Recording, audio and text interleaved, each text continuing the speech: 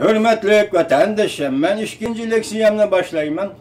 İkinci leksiyamla başlaganda bunu ikiga parçalap sözleyman.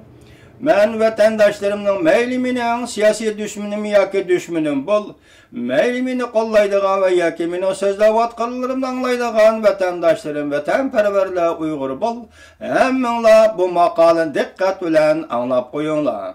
Men esa 2 kunda 3 kunda bir leksiya sözlep kelib o'taptim, lekin vaziyat shu darajaga berib yetgan bo'lsa, balki mening qarashimda.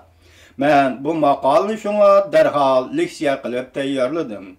Tercüme, Xitay tiliga tercüme qilish orqali kelayotgan maqolalar va dunyoning butun ishiga va siyosiy ishlariga davomli ko'ngil bo'ladigan Amerikadagi ikki qudratli jurnal, Amerikada nashr qilingan ikki qudratli jurnal, biri Diplomat, ikkinchisi Vatan manfaati yoki davlat manfaati.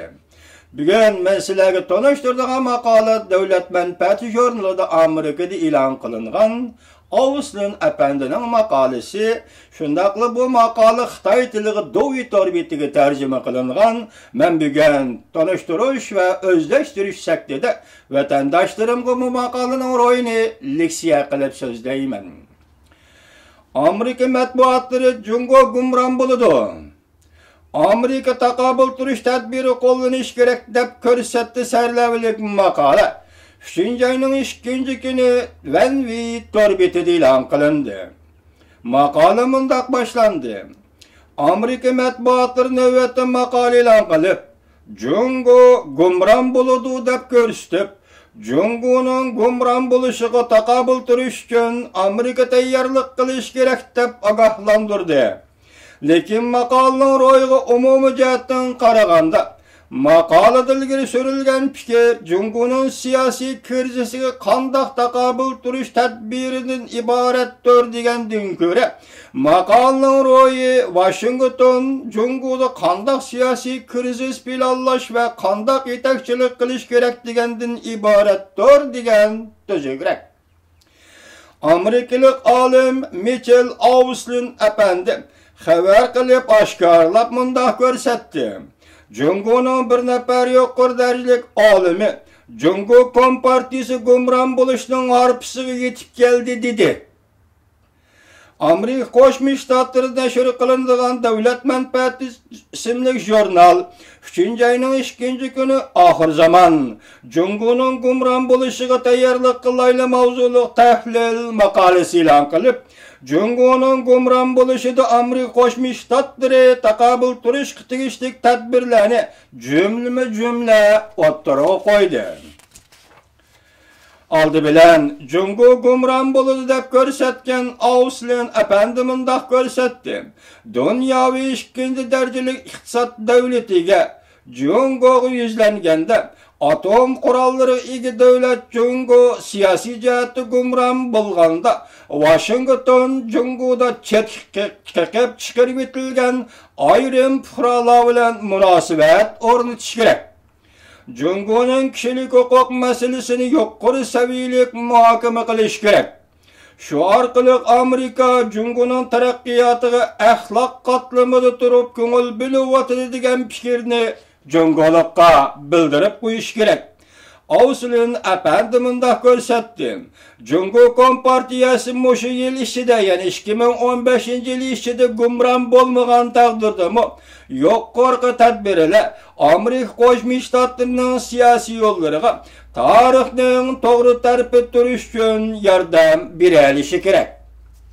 Lekin Davlat manfaati jurnali maqolasida mundaq qardi.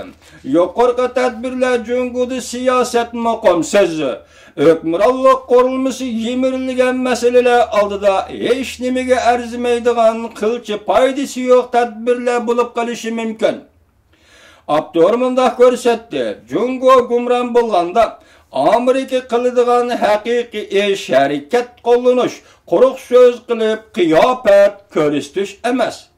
Abdur Jungoda 1989-yil yuz bergandek mamlakat xarakterlik zo'r ko'lamlik norozilik namoyish harakatidan yuz berdiganligini qiyosan ko'rsatdi va mushundaq ahvol ostida Washington yo'lga qo'ygan tadbirlar kelgusi Jungoda Amerikaning manfaatini qo'g'daydigan tadbirlardir. Abdur mundaq ko'rsatdi. Jungoning gumron bo'lish mumkinligi elib keladigan umumiy yuzda kriz to'g'risida avval texnik ko'p tadqiqot xizmati elib berish, aloqador planni tadqiq qilish, siyosiy kriz haqiqiy holda yetib kelishdan avval oldi bilan kompartiya bo'lmagan Jungo qandoq Jungoga aylanib qoladi o'ylab olish kerak. Bundaq o'zgarish qandoq natijalarni elib keladi, bu nuqtani ham o'ylab olish kerak. Qandaq muqim holat va qandaq siyosiy kriz kompartiyaning siyosiy tuzumiga tahdid paydo qiladi. Balki Beijing bu voqealarning yuz berishining oldini olish uchun nima ishlarni qilishi mumkin? Bu tarafni ham oldin o'ylab olish kerak. Bu qiyoslarni o'ttirib qo'yish maqsadimiz Amerikada siyosat belgilagichilar duch kelishi mumkin bo'lgan turoqsizlikning darajasini tuvan tushirib, siyosat tuzguchilar Jungoning siyosiy krizisiga duch kelganda bilmaslikdan Jungo hukumatini qo'llash kerakmi yo'q degan masalada xato qaror chiqarib qo'yishning oldini olish uchundir. Abdurning qarshi Amerikalik siyosiy yo'llar qo'llanishga tegishli tadbirlar jumladan avval Jungoning ichki qismida kuch o'rinlashtirishni belgilab olish kerak. Qaysilari markazga intilib ittifoqlashadigan guruhlar, qaysilari markazdan qochish xohishiga ega guruhlar. Abdur mundaq fikrni o'ttirga qo'ydi. Jungo kompartiyasi huquq yurgizgan 66 yil ichida siyosiy kuchga aylangan guruhlarni yo'qotdi. Qoyil qilg'ili bo'lmaydigan guruhlarni o'zidan yiroq qildi. Yangi hayotlik holatida turayotgan fuqarolar jamiyatidagi guruhlar hamda faoliyatchilar guruhi qaysarlik bilan yashab kelmoqda. Washington Jungo kompartiyasining sirtidagi siyosat sohasini cho'qim tushunishi kerak.